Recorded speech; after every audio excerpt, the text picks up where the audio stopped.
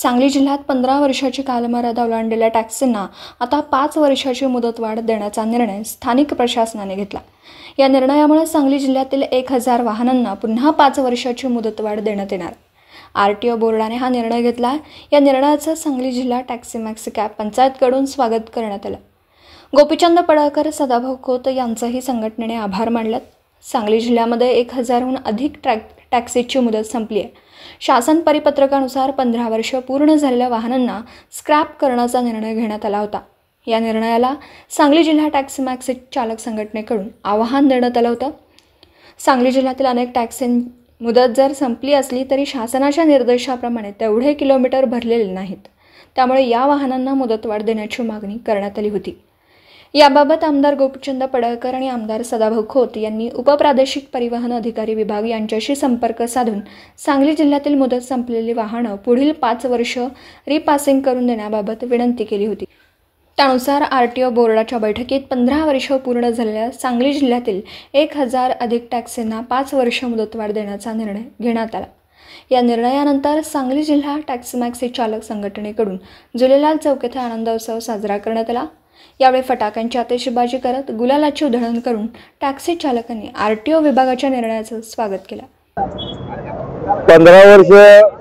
15 वर्षावर वाहन स्क्रॅप करण्यात येणार होती, त्याच्या बदल्यात 5 वर्ष वाढवून मिळाले। याचा सांगली जिल्ह्यातील जवळपास 1000 टॅक्सी रिक्षा चालकांना फायदा होणार आहे आणि हा शासनाने घेतलेला निर्णय 15 वर्षाचा हा रद्द करून 5 वर्ष वाढवण्याच्या बद्दल आम्हाला माननीय आमदार गोपीचंद पडळकर साहेब यांची खूप मदत झाली। त्याचबरोबर आपले पृथ्वीराज भैया पवार, सदाभाऊ यांचे आम्हाला मार्गदर्शन व भरपूर सहकार्य लाभलेलं आहे। आम्ही सर्व टॅक्सी युनियन मार्फत या सर्व लोकांचे स्वागत करतो, आभार मानतो। त्याचप्रमाणे या सर्वांचा एक मोठा सत्कार आम्ही आयोजित करणार आहे। लवकरच आम्ही तुम्हाला कळवून सत्कार घेण्यात येणार आहे।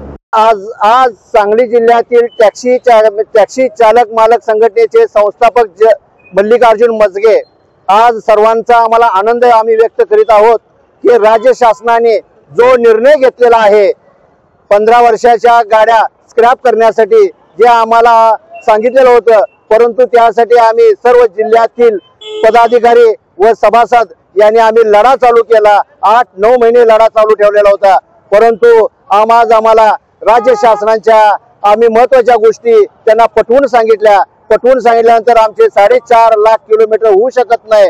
त्यामुळे मेट्रो सिटीमध्ये हा नेम लागू करावा व इतर ग्रामीणमध्ये व महापालिका क्षेत्रामध्ये नेम हा लागू होत नाही असं सांगितल्यानंतर आमच्या निवेदनाची पुरेपूर माहिती घेऊन आज आरटीओ बोर्डाची मीटिंग घेतली आणि त्या मीटिंगमध्ये कोल्हापूर जिल्ह्यात, रत्नागिरी जिल्ह्यात व श्रीरामपूर जिल्ह्यामध्ये ज्या पद्धतीने परवानाधारक मंजूर झालेला होता व ते परमिटचे त्यांना मुदत वाढवून दिली होती, त्याचप्रमाणे सांगली जिल्ह्यात सुद्धा अशोक काकडे सर आणि आपले उपपरिवहन अधिकारी गाजरे सर आणि SP साहेब आज यांनी संयुक्त मीटिंग घेऊन आज आमचा 20 वर्षाची मुदतवाढ रिक्षा, वाढती व्हॅन व टॅक्सी यांना मुदतवाढ दिलेली आहे। आज आम्ही सर्व अधिकाऱ्यांचे आज अभिनंदन करतो आणि याच्यात प्रमुख म्हणजे पडळकर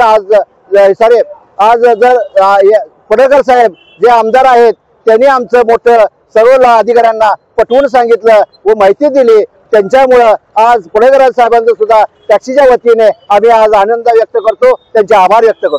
दिवसभरातील घडामोडींचा आढावा घेण्यासाठी पाहत रहा N24 मराठी न्यूज चॅनल।